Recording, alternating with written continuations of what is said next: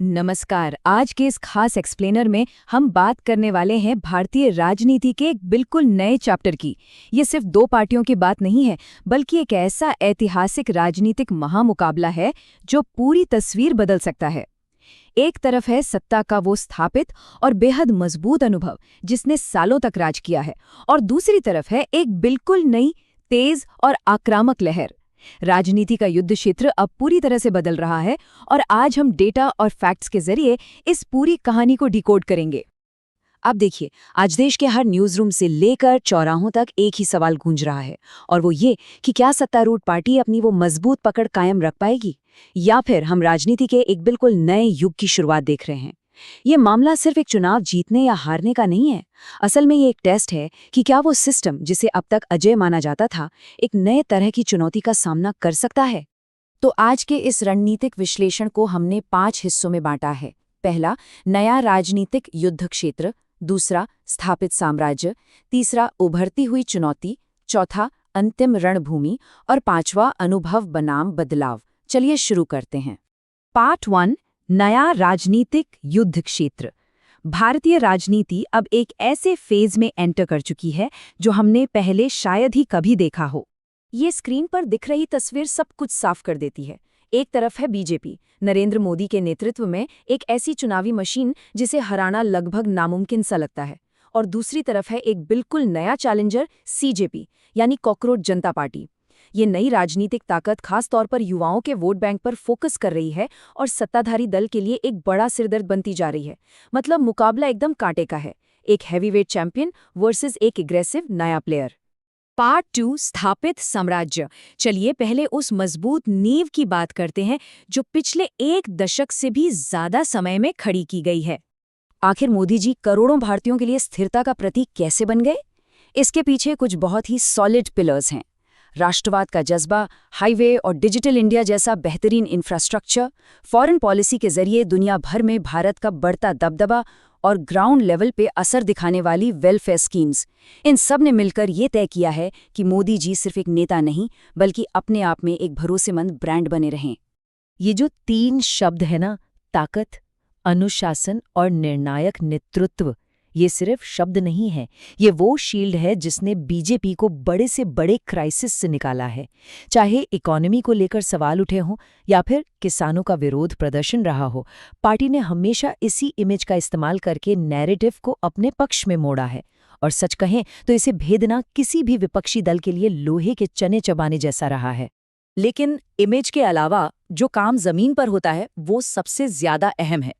BJP को हल्के में लेना किसी भी विपक्ष की सबसे बड़ी भूल होगी। ऐसा इसलिए क्योंकि उनकी ग्राउंड मशीनरी कमाल के अनुशासन के साथ काम करती है।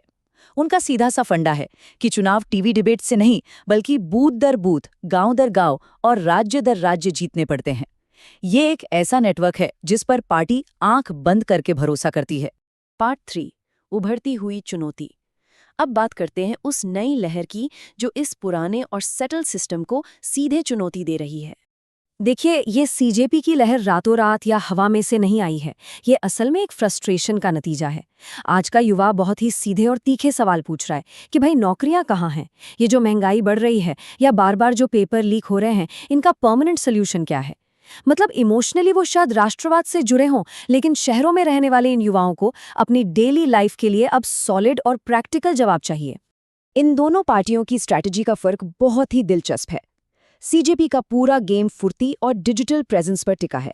सोशल मीडिया, कॉलेज कैंपस की चर्चाएं और डिजिटल कैंपेन, ये उनका तरीका है फर्स्ट टाइम वोटर्स को अट्रैक्ट करने का। वहीं बीजेपी का भरोसा अपने उसी पारंपरिक सबसे मजबूत ग्राउंड नेटवर्क और बूथ मैनेजमेंट पर है। तो असल में ये सीधी टक्कर है ऑनलाइन इन्फ्लुएंस और जमीनी मशीनरी के बीच। पार्ट 4, अंतिम रणभूमि। चलिए देखते हैं कि अगले चुनाव का सबसे बड़ा डिसाइडिंग फैक्टर क्या होने वाला है। अगले चुनाव की सबसे बड़ी सच्चाई ये है कि लड़ाई टेलीविजन स्टूडियो में नहीं जीती जाएगी। भारत की आबादी दुनिया में सबसे युवा है, और ये जो करोड़ों युवा हैं, इनकी सोच बिल्कुल अलग है। ये सिर्फ पुराने नारों या वादों पर वोट नहीं देते।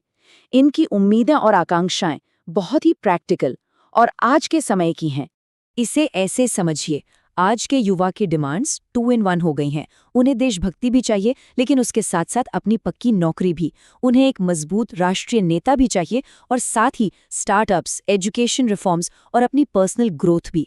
अगर बीजेपी रोजगार और इनोवेशन के जरिए इनसे दोबारा कनेक्ट कर लेती है तो गेम उनके हाथ में है। लेकिन अगर ये निराशा बढ़ती गई तो सच मानिए सीजेपी का इम्पैक्ट उम्मीद से कई ज्यादा बड़ा हो सकता है। पार्ट 5 अनुभव बनाम बदलाव।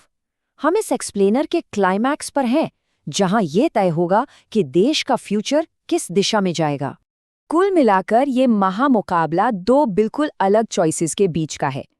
एक तरफ मोदी जी का वो टेस्ट किया हुआ एक्सपीरियंस है जो स्टेबिलिटी की गारंटी देता है, और दूसरी तरफ है सीजेपी की वो नई लहर जो बदलाव की जिद कर रही है और युवाओं के गुस्से को एक आवाज दे रही है। ये सिर्फ राजनीतिक पार्टियों की बात नहीं है, बात यह है कि देश किस रास्ते को चुनता है, एक भरोसेमंद और स्थापित सत्ता को या फिर एक बिल्कुल नए बदलाव को।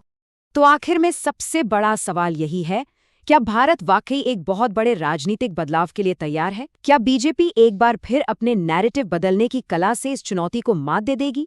या भारत का युवा राजनीति की एक नई कहानी लिखने वाला है? इसका फैसला सिर्फ और सिर्फ आने वाला वक्त तय करेगा। इस गहरे विश्लेषण में हमारे साथ जुड़ने के लिए बहुत बहुत शुक्रिया। मिलते हैं अगले एक्सप्लेनर में।